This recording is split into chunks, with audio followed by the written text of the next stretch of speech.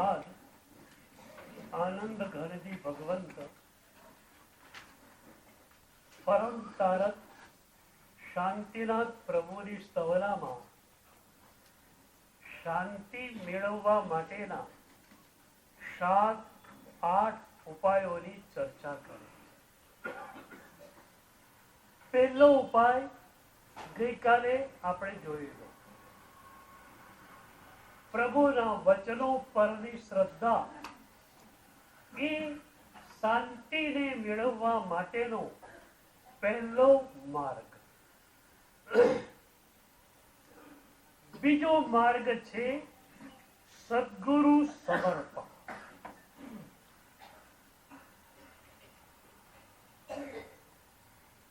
સદગુરુના જીવનની એક ઘટના તમારી ભીતર અવતરિત થાય, એમના જીવનનું એક સૂત્ર તમારી ભીતર અવતરિત થાય, તમે શાંત પ્રશાંત મજામાં આવી જાઓ. પછી તમારી શાતા પૂછવી ના પડે. અત્યારે તો તમે અમારી સાથે પૂછો. અમે તો પરમ સાતામાં જ બેઠા છીએ. પ્રભુનો માર્ગ મળ્યો ત્યારથી અમે લોકો પરમ સાતામાં છીએ. અને આ માર્ગ પર તમે ચાલો તો તમે પણ પરમ સાતામાં આવી. એક સૂત્ર મુનિ ભગવંતોના મુખેથી, સાધ્વીજી ભગવતીઓના મુખેથી ઘણી વાર તમે સાંભળ્યું. વોરવા આવે, તમે જાત જાતની વાનગીઓ વોરવા માટેની વિનંતી કરો અને સામેથી એક સૂત્ર નીકળે, ખપ નથી. આ એક સૂત્ર તમારા જીવનમાં અવતરિત થઈ જાય, તમે પરમ શાંતિમાં. જીવન જરૂરિયાત માટેનું મળી ગયું. સરસ એરિયામાં સારો ફ્લેટ છે, દીકરાઓને સારી સ્કૂલમાં શિક્ષણ આપી શકાય એવી વ્યવસ્થા છે. બીજી બધી જ રીતે જીવન વ્યવસ્થા સરસ ચાલી રહી છે. પછી તમારું સૂત્ર કયું આવે? હાય, વધારાનો ખપ નથી. એક સૂત્ર તમને કેટલા સુખી કરી દે. આજે તો ઘણી વાર વિચાર આવે કે આજના માણસને સુખી બનાવવો સી રીતે. તમે તો પ્રભુ શાસનને પામેલા છો, તમારી વાત અલગ છે. પણ સામાન્ય મનુષ્યને કઈ રીતે સુખી બનાવવો? ભાઈ, તું દુઃખી કેમ છે? તો કે દુઃખી એટલા માટે છું કે મારી બાજુવાળો છે ને, એ આ વર્ષે 1 કરોડ રૂપિયા કમાઈ ગયો અને હું 10 લાખ જ કમાયો છું. ભાઈ, તું 10 લાખ કમાયો છે, 10 લાખ માંથી આરામથી તારું જીવન પૂરું થાય એમ છે, તો કરોડ વાળાની સામે નજર કેમ કરે છે? હવે એ કે છે કે મને કરોડ કેમ ન મળ્યા, એ તો ઠીક છે, પણ બાજુ વાળાને કરોડ મળ્યા જ કેમ? હવે આ માણસને કોઈ પણ વ્યક્તિ સુખી કરી શકે ખરી? પણ તમે તો બધા પ્રભુ શાસનને પામેલા. તમે તો શું કહો? જેનું જેટલું પુણ્ય. મારા પુણ્ય પ્રમાણે મને મળ્યું, એમાં હું સંતુષ્ટ છું. અને બીજાને વધારે મળ્યું, એમાં પણ હું સંતુષ્ટ છું. પેલા માણસને કોઈ સુખી ન કરી શકે, અને જીર શાસન જે પામેલો હોય એને કોઈ દુખી ન કરે. એક સૂત્ર આજે અપનાવી લો, બસ. ખપ નથી. જીવન જરૂરિયાત પૂરતું મળી જાય છે, મજામાં છે. પછી 8 કલાકની જોબ થી કે 8 કલાક ઓફિસે જઈએ અને બિઝનેસ ચલાવીએ અને કામ ચાલે છે, તો 8.25 કલાક ઓફિસે બેસવું નથી. જે વધારાનો સમય મળે છે એને આરાધનામાં વાપરવો છે. ઊંડાણથી તમે જુઓ, તે બધા વેલ સેટ છો, ખરેખર મજામાં છો. પણ જો આ ખપ નથી, એ સૂત્ર તમારા જીવનમાં નહીં આવ્યું, તો દુઃખના પ્રવેશની સંભાવના મોટામાં મોટી છે. સદગુરુ સમર્પણ એ તો બહુ મોટી વાત છે, પણ સદગુરુના જીવનમાં ઉતરેલું એક સૂત્ર તમારા જીવનમાં ઉતરી જાય, તમે પરમ શાંતિમાં આવી જાઓ.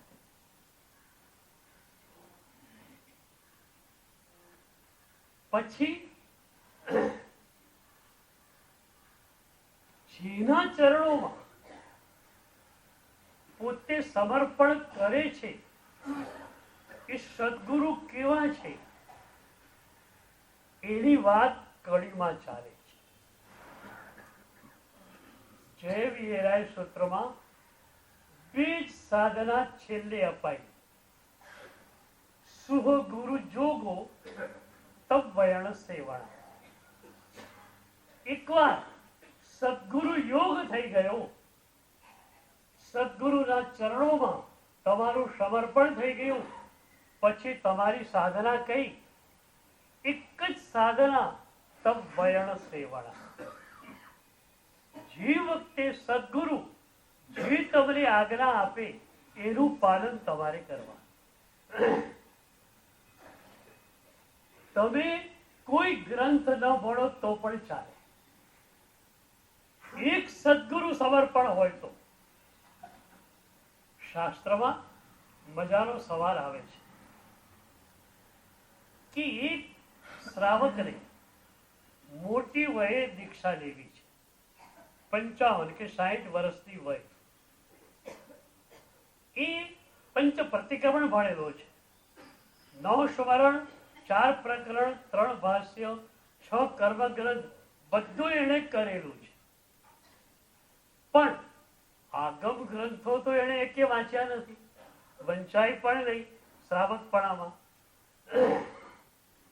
હવે એ દીક્ષા લે છે, તો સવાલ એ કર્યો કે દીક્ષા પછી એને કેટલા આગમ ગ્રંથોનો અભ્યાસ કરવો પડે?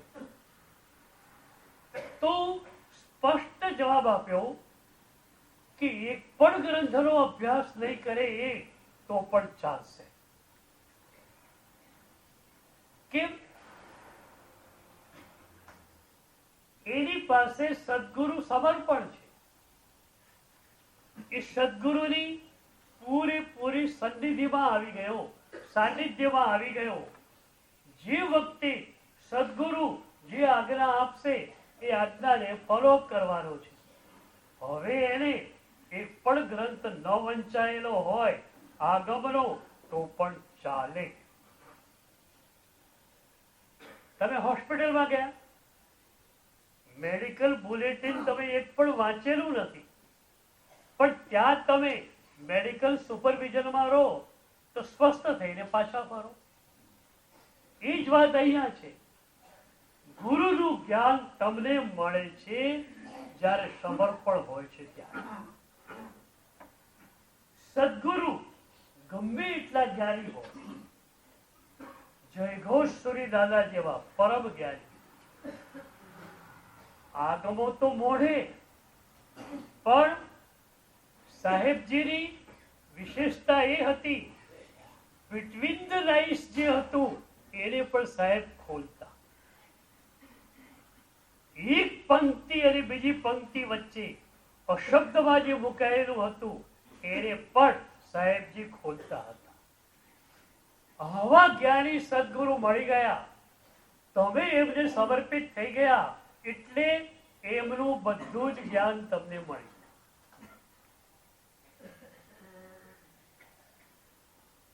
ડોક્ટર વૈભવભાઈએ કેટલા વર્ષ અભ્યાસ કર્યો? વર્ષો સુધી મેડિકલ લાઈનમાં અભ્યાસ કર્યો. તમે એમની પાસે જાઓ, આમ જોઈને દવા આપી દે.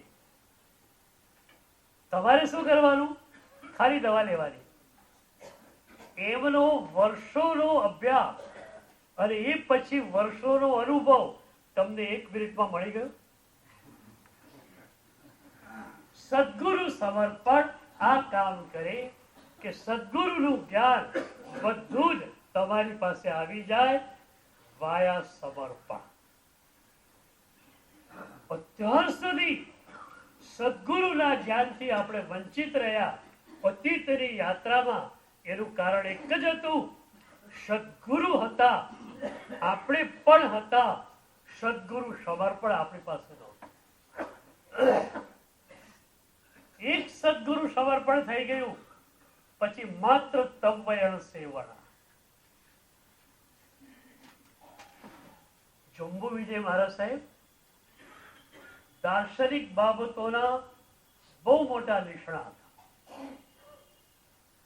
25 વર્ષની વયે એમણે વૈશેષિક સૂત્રોનું સંપાદન કર્યું. ગાયકવાડ ઓરિએન્ટલ સિરીઝમાં એ પ્રકાશિત થયું. એ 25 વર્ષના વયના મુનિનું એ સંપાદન જોઈને દિગ્ગજ વિદ્વાનો ડોલી ઉઠ્યા કે આટલી નાની વયમાં આટલું બધું જ્ઞાન. પણ એમના ગુરુ એમના આ જ્ઞાનથી સંતુષ્ટ નહોતા. એકે તો શું લઈને મંડી પડ્યો છે? દાર્શનિક ચર્ચા, એમાંથી તને શું મળવાનું? પ્રભુની વાણીમાં આગમોમાં ઊંડો ઉતર. અને એમણે ગાંઠ મારી, તમ વયણ સેવણા, એ જ મારી સાધના. એ જ અરસામાં પુણ્ય વિજય મહારાજ સાહેબનો કાળધર્મ થયો. મહાવીર વિદ્યાલય દ્વારા જૈન આગમોની શ્રેણી વેલ એડિટેડ થઈને બહાર પડતી હતી અને એના એડિટર પુણ્ય વિજય મહારાજ સાહેબ હતા. એ ગયા. કસ્તુરભાઈ શેઠને લાગ્યું કે આ કામ માત્ર અને માત્ર જંબુ વિજયજી કરી શકે એમ છે. કસ્તુરભાઈ શેઠ પોતે આવ્યા સંઘેશ્વર અને વિનંતી કરી કે પુણ્ય વિજય મહારાજનું જે પણ કામ અધૂરું છે એ આપ સ્વીકારી લો. સાહેબે તરત સ્વીકારી લીધું. હું એ વખતે સંઘેશ્વરમાં, મને કે યશો વિજય, ગુરુ મહારાજ કહેતા કે પ્રભુની વાણીનું કંઈક સંપાદન કર. આ આમંત્રણ આવી ગયું, મેં સ્વીકારી લીધું. મારા માટે આ તવયણ સેવડા છે. અને એ જંબુ વિજય મહારાજ સાહેબ ગયા પછી આજે એ જ આગમોના સંપાદનનું કામ મારા ભાઈ મહારાજ મુનિચંદ્ર સુરીજી કરી રહ્યા છે. મુનિચંદ્ર સુરીજી સંશોધનના ક્ષેત્રે, સંપાદનના ક્ષેત્રે જૈન સમાજમાં, વિદ્વાનોમાં બહુ મોટું નામ છે.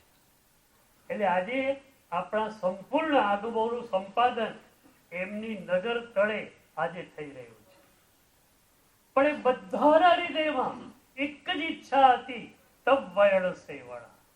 ગુરુદેવે કહ્યું છે એ મારે કરવું છે. એ ગુરુ કેવા હોય? એક અહોભાવના લયમાં આનંદ ઘરજી ભગવંત એ ગુરુ ચેતનાના 6 વિશેષણો આપે છે. ગુજરાતી ભાષામાં લખાયેલી સ્તવના તમે વાંચતા જાઓ અને ઊંડા ઉતરતા જાઓ એવી સ્તવના. આગમ ધર ગુરુ સમકીર્તિ કિરિયા સંવર સાર સંપ્રદાયી અવંચક સદા શુચિ અનુભવતા. 6 વિશેષણો ગુરુ ચેતનાના આપે છે. પહેલું વિશેષણ આગમધર. સંપૂર્ણ આગમોના એ અભ્યાસી હોય છે.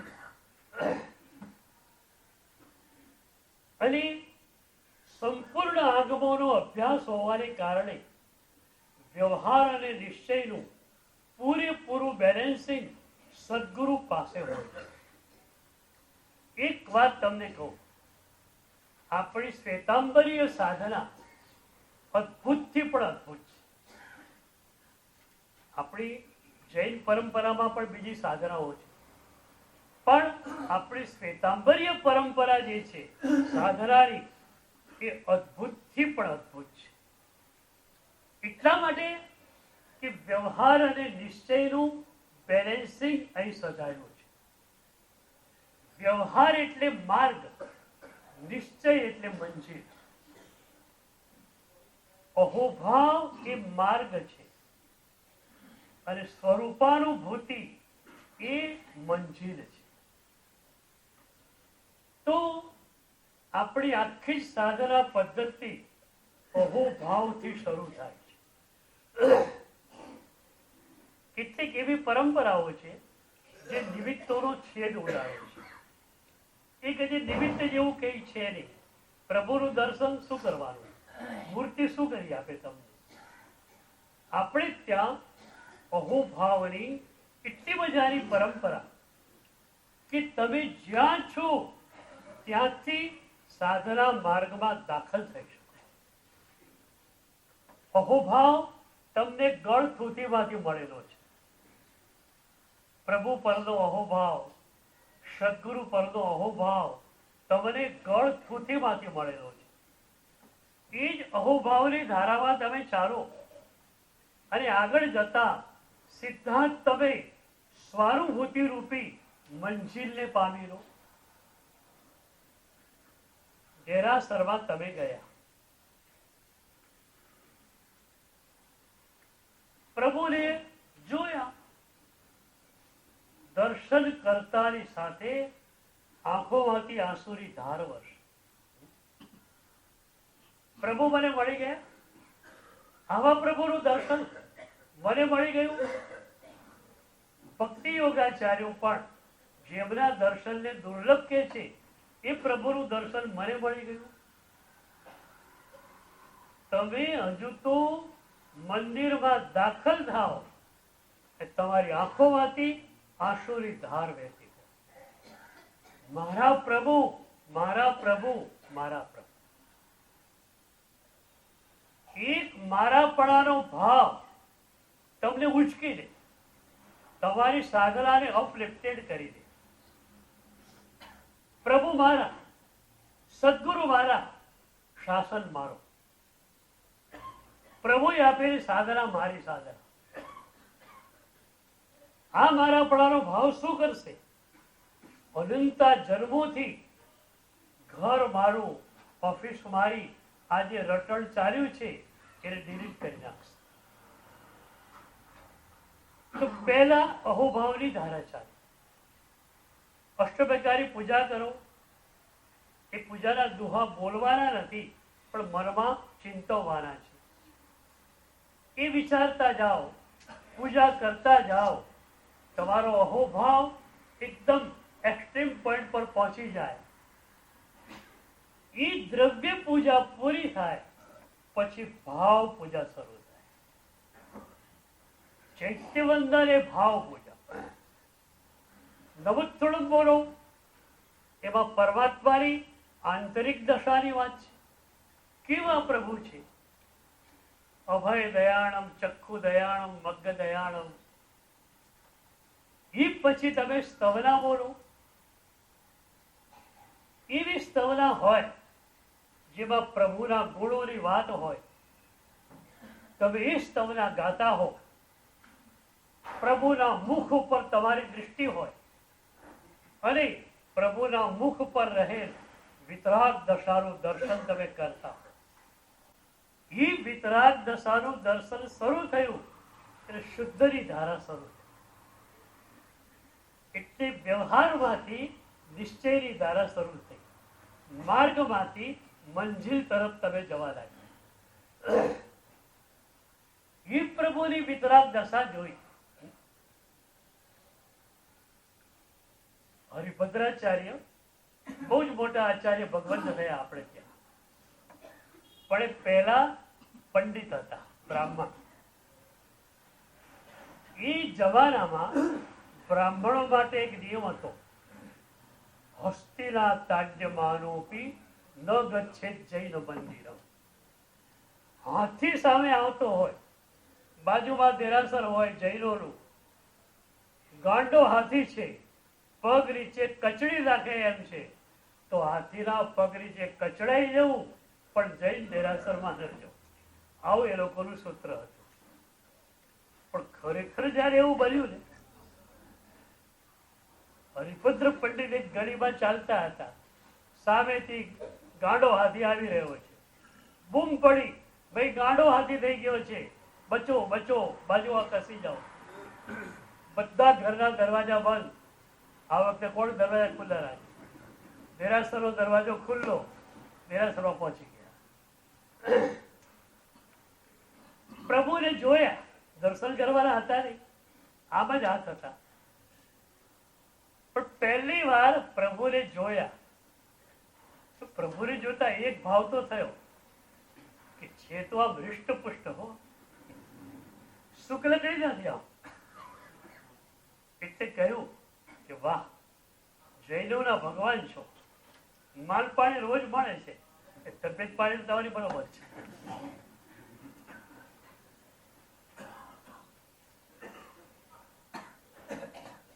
એ હરિભદ્ર પંડિત ની દીક્ષા થઈ, હરિભદ્ર મુનિ થયા. પહેલી વાર દીક્ષા દર્શન માટે આવ્યા અને હે પ્રભુનું દર્શન કરે છે અને કહે છે, પ્રભુ તારું મુખ કે છે કે તું વિતરાગ છે.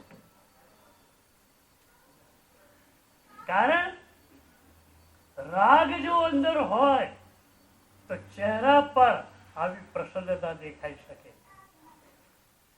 નહીં કોટર સંસ્થે અગ્નૌ તરુ શાડબલાય હતી. જ્યારે બખોલની અંદર આગ લાગેલી હોય ત્યારે કોઈ પણ વૃક્ષો નવપલ્લવિત દેખાય નહીં. એમ રાગની આગ તમારી ભીતર હોત તો આ વિતરાગ તારી પરમ શાંતિ તમારા ચહેરા ઉપર દેખાત. પણ તમારા ચહેરા ઉપર જે પરમ શાંતિ, પરમ આનંદ દેખાય છે એનું કારણ એક જ છે કે તમે વિતરાગ છો. બપોરેવ તવા ચષ્ટે સ્પષ્ટમ વિતરાગતા. પેલા પણ આ શ્લોક બોલેલા, એક જ ચરણમાં ફેરફાર હતો. પેલા એવું બોલેલા, બપોરેવ તવા ચષ્ટે સ્પષ્ટમ મિષ્ટાન્ન ભોજિતા. હવે આખું ફરી ગયું, બપોરેવ તવા ચષ્ટે સ્પષ્ટમ વિતરાગતા. દૃષ્ટિ બદલાઈ ગઈ. ગુરુનો શક્તિપાત થયો દીક્ષા વખતે અને પ્રભુને જોવાની આખી દૃષ્ટિ બદલાઈ ગઈ. તો આપણને આ ધારા મળી છે, આપણને જે અહોભાવ મળ્યો છે તે કદાચ દુનિયાની કોઈ પરંપરામાં નથી. અને આ અહોભાવ એ શ્રેષ્ઠમાં શ્રેષ્ઠ વસ્તુ છે. કારણ કે તમે જ્યાં છો ત્યાંથી જ એ સાધનાની શરૂઆત. તો સદગુરુ કેવા છે? આગમધર. અને એ વ્યવહાર અને નિશ્ચયના બેલેન્સિંગ વાળા સદગુરુ તમને પણ સાધના કેવી આપશે? જે વ્યવહાર અને નિશ્ચયના બેલેન્સિંગ વાળા. સદગુરુ સાધના આપે એનું કારણ આ છે. તમે જાતે સાધના લઈ લો, તમને શું ખ્યાલ આવશે? તમારા માટે કઈ એપ્રોપ્રિએટ સાધના? સદગુરુ વ્યવહાર અને નિશ્ચયનું તમારા માટેનું એક કોમ્બિનેશન તૈયાર કરી અને તમને આપશે. એ તમને જોતા જ હશે. પછી 6 મહિને 8 મહિને તમે ગુરુ પાસે જાઓ, ગુરુ તમારી સાધનાને જોતા જાય અને એ પ્રમાણે તમને આગળ ને આગળ પુશ કરતા જાય. એકદમ વર્કશોપના રૂપમાં કામ ચાલતું હતું. એક સાધના ગુરુએ આપી, 6 મહિના એને ઘોટો, 6 મહિને ફરીથી આવો. કેટલો ફેરફાર થયો ગુરુ જોઈ લે. ફરી એ સાધનામાં બીજી સાધના ઉમેરવી, ત્રીજી સાધના ઉમેરવી, એ ગુરુ નક્કી કરે અને ફરી નવું કોમ્બિનેશન તમને આપી. આ રીતે આખી સાધના આપણે ત્યાં ચાલતી. આપણે સાધુ સાધ્વી જીવે તો ખાસ વિચારવાનું, આપણી સાધના આ લયમાં જ જવી જોઈએ. ઇનિશિયલ સ્ટેજમાં આવ્યા તમે, પહેલી વાર તમને સાધના આપી ત્યાંથી ઉચકવા માટે. પહેલે પગથિયે તમે ઉચકાયા, 10 પગથિયા ચડી ગયા, તો 10 પગથિયા ચડાઈ ગયા છે. હવે 11મા પગથિયાથી કેમ ચડવું એની સાધના નવી અપાશે. આ રીતે પ્રોપરલી સાધના આપણે નથી કરી, એટલી જ આપણો વિકાસ રૂંધાઈ ગયો છે. એ તો 10 વર્ષનો દીક્ષા પર્યાય હોય, ક્યાંય તમે નીકળી ગયા હો. 20 વર્ષના દીક્ષા પર્યાય ક્યાંય નીકળી ગયા હો. મહોપાધ્યાયજી તો પંચમી સિદ્ધિ ગામાં કહે છે, 1 વર્ષના દીક્ષા પર્યાયે તમે જીવન મુક્ત દશાને પામી છે.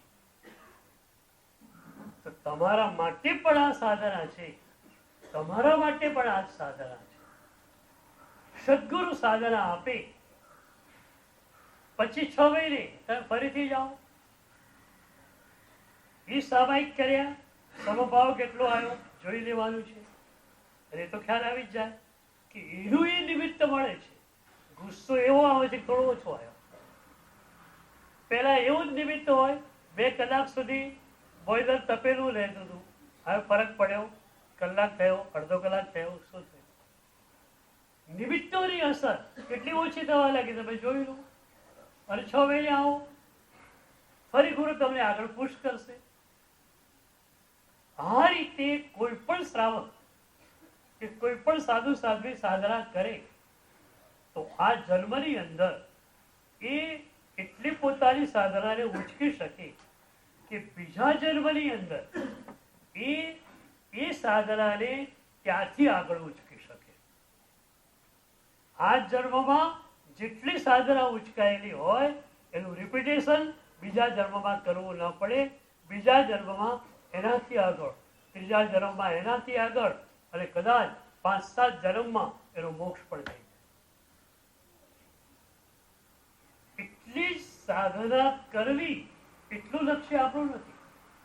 પ્રોપરલી અને પરફેક્ટલી કરવી. પ્રોપરલી અને પરફેક્ટલી તમે શી રીતે કરી શકો? અને એટલે સ્પષ્ટ કહ્યું, સદગુરુની નિશ્રામાં જ સાધનાને ઘોટવાની છે. એ તમારા મનમાં પણ આ એક વિચાર ઘોટી રાખજો. આજે એક સાધના એવી લો, એને ઘોટો. તમારામાં જે દોષ વધુ પ્રમાણમાં છે એને કાઢવા માટેની સાધના અમે આપીશું. મહિને 1.5 મહિને જુઓ એ દોષ કેટલો ઘસાડો, કેટલો ઓછો થયો. ફરી આગળ ચાલીએ, ફરી આગળ ચાલીએ. દોષ મુક્તિ કોઈ અઘરી છે? ગુણોની પ્રાપ્તિ કઈ અઘરી છે? અઘરું કાંઈ જ નથી, બધું સરળ છે. માત્ર એક ઝંખના, અને ઝંખના પછી સદગુરુના સાનિધ્યમાં થતી સાધના. આ 2 વસ્તુ હોય, કામ પૂરું થયું. સદગુરુ ફેસ રીડિંગના માસ્ટર છે, એ તમારી સાધનાને જોયા પણ કરશે. એક જૈન કથા આવે છે, બહુ મજાની જૈન કથા છે. એક જૈન સ્કૂલ હતી, બહુ મોટી, સેંકડો વિદ્યાર્થીઓ એમાં અભ્યાસ કરે. ગુરુ એકાંતમાં એક ચેમ્બરમાં ધ્યાનમાં રહેતા. એકદમ ઉચકાયેલો વિદ્યાર્થી હોય તો એને માર્ગદર્શન આપતા. એટલે નીચેના ભિક્ષુઓને જ્યારે લાગે કે આ વિદ્યાર્થીની કક્ષા એકદમ ઉચકાઈ જાય છે, ત્યારે ગુરુ પાસે મોકલે. તો આવા એક વિદ્યાર્થીને કહેવામાં આવ્યું કે તું ગુરુની પાસે જા. પેલો ગુરુની ચેમ્બરમાં ગયો, ગુરુને ખૂબ ભાવથી વંદન કર્યા અને નીચેથી લખી આપેલો કાગળ ગુરુના હાથમાં એને આપ્યો. તો નીચેથી લખાઈને આવેલું કે આ વિદ્યાર્થીએ બધા જ પાઠો વ્યવસ્થિત કર્યા છે, એની સાધના પણ સમ્યક ચાલે છે એવું અમને લાગે છે, આપ એને આગળનું માર્ગદર્શન આપો. ગુરુએ એ વિદ્યાર્થીના મુખને જોયું, પછી પૂછ્યું કે આ બારીની બહાર તને શું દેખાય છે? બહાર એક પહાડ દેખાતો હતો, ઝરણા એમાંથી દદડતા હતા, વૃક્ષો હતા. એ વિદ્યાર્થી જોઈને કહે છે કે સામે પહાડ, વૃક્ષો, ઝરણા દેખાય છે. ગુરુ એ વખતે એના મુખને જોઈ રહ્યા. ગુરુએ એને એટલું જ કહ્યું કે તું પાછો જા, નીચે અભ્યાસ કર, 2 વર્ષ અભ્યાસ કર્યા પછી તું મારી પાસે આવ. ગુરુ એ પણ નથી કહેતા કે તારી ભૂલ ક્યાં થઈ. પેલો ગયો, હવે એને જાતે જ શોધવાનું હતું કે મારી ભૂલ ક્યાં થઈ. શોધતા શોધતા એને લાગ્યું કે જૈન ફિલોસોફી એટલે બૌદ્ધ ફિલોસોફી, અને બૌદ્ધ ફિલોસોફીની અંદર બધું જ ક્ષણ સ્થાયી છે. એટલે છે ને નથી, આપણે જેને પર્યાયવાદ કહીએ એને બૌદ્ધો સ્વીકારે છે. આપણે અપેક્ષાએ સ્વીકારીએ, એ લોકો નિરપેક્ષ રૂપે સ્વીકારે. તો પેલા વિદ્યાર્થીને થયું કે મારે ગુરુને કહેવાનું હતું કાંઈ નથી, કારણ કે જે છે એ નથી. આ મુખ્ય સિદ્ધાંત છે, યત સત તદ અસત, આ સિદ્ધાંત છે. 2 વર્ષ પછી ફરી ગયો. હવે એ પણ ખ્યાલ નથી કે ગુરુ એ જ સવાલ કરશે કે બીજો કરશે. વંદના કરી, ગુરુ એ જ સવાલ કર્યો, સામે શું દેખાય છે? આને કહ્યું કાંઈ નથી. ગુરુએ કહ્યું પાછો જા, 2 વર્ષ પછી ફરી આવ. તમે હો તો શું?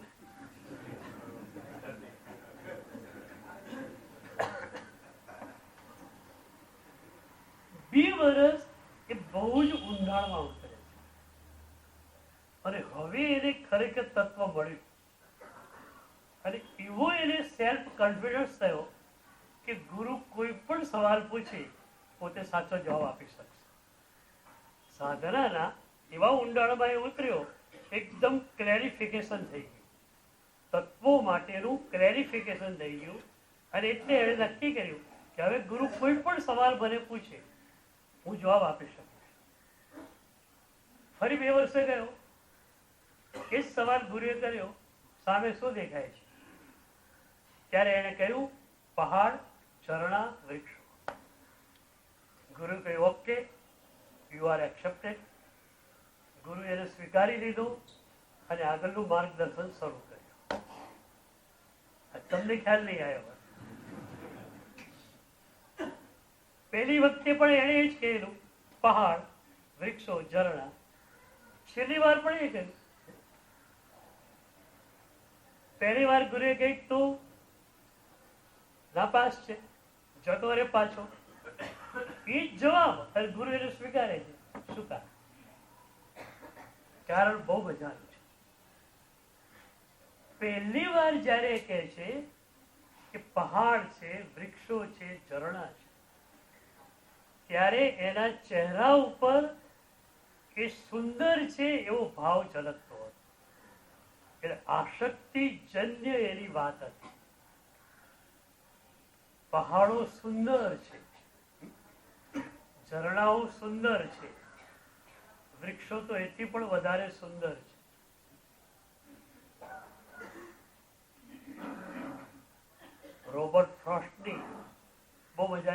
આવે છે, jungles are deep, but I have to work to keep, and miles to go before I sleep, and miles to go before I sleep. એને પણ બહુ સરસ સાધનાની વાત કહી રોબર્ટ ફ્રોસ્ટે કે જંગલો બહુ સરસ છે, બધું જ બહુ મજાનું છે, પણ મેં તો પ્રભુને વચન આપેલું છે અને એટલે મારો પગ આ જોવા માટે થોભી શકતો નથી. And miles to go before I sleep. ઓઢ્યા પહેલા જાઉં કંઈક જોજન, મારે સૂતા પહેલા મારું જીવન પૂરું થાય એ પહેલા ઘણું બધું આગળ ચાલી લેવાનું. તો પહેલી વાર જયારે શિષ્ય કહે છે ત્યારે એના ચહેરા ઉપર આસક્તિનો ભાવ ઝલકે છે. ગુરુ એને નાપાસ કર્યો. બીજી વાર કે છે નથી. અરે ભાઈ નથી કહે તો કેમ ચાલે? જે દેખાય છે એનો અપલાપ તમે કરો છો કેમ ચાલે? પણ ત્રીજી વાર ક્લેરિફિકેશન એવું પડી ગયું એને કે રાગ દ્વેષ અહંકારને પેલે પાર પહોંચી શક્યો. તો કે છે પહાડ છે, ઝરણા છે, વૃક્ષો છે, પણ એની અસર એના ચહેરા ઉપર નથી. છે તો છે, મારે એની જોડે નિસ્બત નથી. પ્રભુની સાધનાનું પણ ઊંડામાં ઊંડું બિંદુ આ છે. પદાર્થ છે તો છે, પણ એની જોડે તમારું કનેક્શન ના જોઈએ.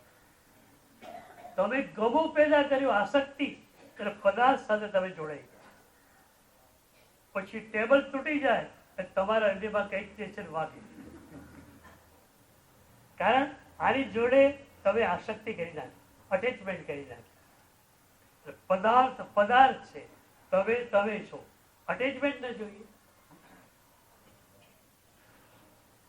તો પહેલું વિશેષણ આદોબ ધર ગુરુ. બીજું વિશેષણ સમકીતિ. ગુરુને સમકીતિ કહેવાના. સમ્યક દર્શન તો ચોથા ગુંઠાણે હોય, પણ અહીંયા સાતમા ગુંઠાણે એટલે કે છઠ્ઠી દૃષ્ટિમાં જે સમ્યક દર્શન છે એની વાત કરે છે. પાંચમી દૃષ્ટિમાં પણ સમ્યક દર્શન છે, છઠ્ઠી દૃષ્ટિમાં પણ સમ્યક દર્શન છે. જ્યારે ઉદાસીન દશા વધુ ઘેરી થાય છે ચિત્તમાં, ત્યારે સમ્યક દર્શન જે છે એકદમ તીક્ષ્ણ બને છે. ચોથે ગુંઠાણે પાંચમી દૃષ્ટિમાં સમ્યક દર્શન હતું. એ જાણતો હતો કે આ પદાર્થ છે, એની જોડે રાગ કરવાનો કોઈ અર્થ નહીં, પણ ચારિત્ર મોહનીનો ઉદય હતો અને એના કારણે એને પદાર્થો ઉપર, વ્યક્તિઓ ઉપર રાગ થતો. જ્યાં એ આગળ વધ્યો, પાંચમા ગુંઠાણે, છઠ્ઠે ગુંઠાણે, સાતમે ગુંઠાણે, ઉદાસીન દશા એટલી તો ઘેરી બની કે ઉદાસીન દશાને કારણે હવે એક પણ પદાર્થ પ્રત્યે કોઈ રાગ નથી, ગમો નથી. પદાર્થ છે, તમે છો. આ સમ્યક દર્શન એની જ નિશ્ચય સમ્યક દર્શન કહેવામાં આવે છે કે જ્યારે તમે જાણો છો એવું જ આચરો છો. નિશ્ચય નહીં શું કે છે કે ચોથે ગુંઠાળે સમ્યક દર્શન કહેવાય છે. એ જાણે છે કે આ બધું હે છે, છોડવા જેવું છે, અને એને બાદ ભરીને બાજુ બેસી ગયો છે કે આ બધું છોડવા જેવું છે, અને એને બાદ ભરીને બેઠો છે. એનું ધ્યાન એને કામલું શું? એટલે સાતમા ગુંઠાણે નિશ્ચય દૃષ્ટિ સમ્યક દર્શન માને છે. તો એ અર્થમાં ગુરુ સમકીતિ છે. એટલે એક સદગુરુ પાસે ઉદાસીન દશા પરમ છે. તમે કોઈ પણ મુનિરાજ પાસે જાઓ, શું હોય એમની પાસે જોઈ લો. ચોમાસામાં હોય કે વિહાર કરીને આવેલા હોય, શું હોય? બે કપડા પહેરેલા છે, બે ત્રણ ચાર પાતરા હશે બાજુમાં, એક બે ચોપડી હશે, લાઈટ ટ્રાવેલિંગ ના માણસો. આજે તો છે ને વિદેશમાં પણ, અમેરિકા, યુરોપમાં લાઇટ ટ્રાવેલિંગનો મહિમા જામ્યો છે. એક ઓફિસર છે, એને અહીંથી બીજે બદલી થઈ. તો અમેરિકામાં સેન્ટરો બહુ દૂર દૂર છે એકબીજાથી, અને એટલે જ ત્યાં આખું જે ફ્લાઇટ પર જ વ્યવહાર છે, રોડ વ્યવહાર બહુ ઓછો છે. તો ફ્લાઇટમાં બધું ઉપાડીને જવું કામ ના આવે. ત્યાં પણ લાઇટ ટ્રાવેલિંગ છે. અહીંનું બધું વેચી નાખો અહીંયા, ત્યાં નવું દેખો. કમસે કમ થોડા અર્થમાં એ લોકો પાસે પણ લાઇટ ટ્રાવેલિંગ છે કે એકદમ ફ્લાઇટમાં બેસો ત્યારે એકદમ પહેરેલા કપડાઓ ને પુસ્તક વડે એટેચી હોય. તો આગમાં ધર, ગુરુ, સમકીતિ 6 વિશેષણો આપે છે. અને એવા જે સદગુરુ છે એમના ચરણોમાં તમે સમર્પિત થયા, એ શાંતિનો માર્ગ. 8 માર્ગની ચર્ચા કરવાની છે. બીજો માર્ગ આ છે કે આ સદગુરુના ચરણોમાં તમે સમર્પિત થઈ ગયા. સદગુરુ તમારી પૂરી ખબર રાખે. એક વાત તમને કહું, તમારા બાહ્ય જીવનની અને આંતર જીવનની બેઉની કેર સદગુરુ રાખશે. આંતરિક જીવનની કેર એટલે તમે એક ક્ષણ માટે પણ વિભાવમાં ન જાઓ, એવી તમારી જીવન વ્યવસ્થા કેમ ગોઠવી આપવી એ સદગુરુ નક્કી કરી આપશે. અને તમારા બાહ્ય જીવનમાં પણ કોઈ તકલીફ આવેલી હોય તો તકલીફને કેમ દૂર કરવી એનો માર્ગ સદગુરુ બતાવો. કોઈની જોડે કઈ ઝંઝટ પેદા થઈ તો પણ સદગુરુ એનો માર્ગ બતાવશે.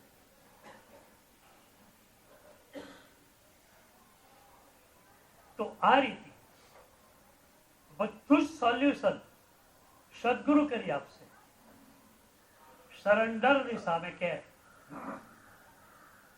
સરેન્ડરની સામે કે તમે સમર્પિત બની ગયા, સદગુરુની કાળજી તમને મળી ગઈ. અમને લોકોને પ્રભુનું જે સુરક્ષા ચક્ર મળ્યું છે, અમારી એક ક્ષણ, એક સેકન્ડ વિભાવમાં ન જાય. જો અમે પ્રભુની આજ્ઞાના સમર્પિત હોઈએ તો. ઇફ છે વચ્ચે, જો તમે પ્રભુની આજ્ઞાને સમર્પિત, એક ક્ષણ તમે વિભાવમાં જઈ શકો નહીં. અને એ જ પ્રભુએ બહારની વ્યવસ્થા કેવી કરી આપી કે આ મારી ચાદર ઓઢી લે ત્યારે ક્યાંય તકલીફ નહીં પડે. અમારી બાહ્ય કેર પણ પ્રભુ કરે છે, આંતરિક કેર પણ પ્રભુ કરે છે. માત્ર અમારે પ્રભુને સમર્પિત થવાનું. તો પ્રભુને સમર્પિત થઈ જાઓ, સદગુરુને સમર્પિત થઈ જાઓ, બસ તમારા જીવનમાં માત્ર અને માત્ર આનંદ.